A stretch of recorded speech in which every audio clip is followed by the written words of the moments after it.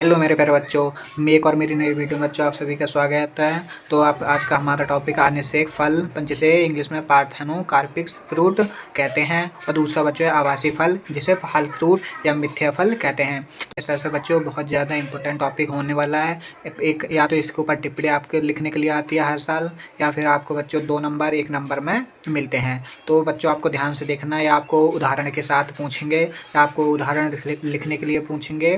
तो बच्चों इनके ऊपर मतलब हर साल कुछ ना कुछ आपको क्वेश्चन देखने के लिए मिलेगा ही। तो बच्चों आपको ध्यान से देखना है और पढ़ना है, और इसे बच्चों लिखना है, समझने की कोशिश करनी है।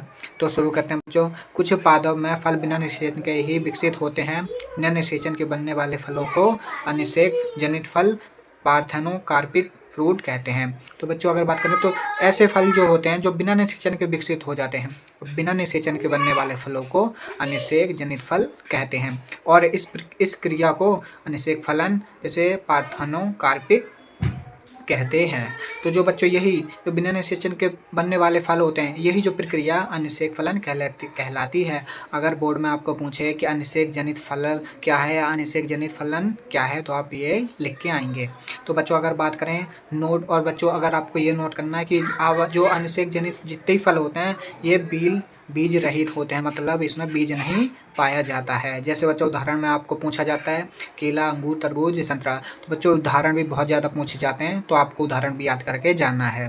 तो अगर बात करें बच्चों आवासीय फल क्या होते हैं, तो जैसे इंग्लिश में फल फ्रूट, और या तो बच्चों पूछा जाएगा मिथ्या फल क्या है, और बच्चों सहायक फल क्या हैं। तो बच्चों आपको या असत्य फल पूछा जाएगा, तो आपको याद रखना है इसे इतने नामों से बुलाते हैं। तो बच्चों अगर इसकी बात करें तो यदि फल के निर्माण में अंडाशय के अलावा फूल का अन्य भाग लेता है तो वह आवासीय फल कहलाता है। उदाहरण है सेब, नाशपाती, काजू, अनानास।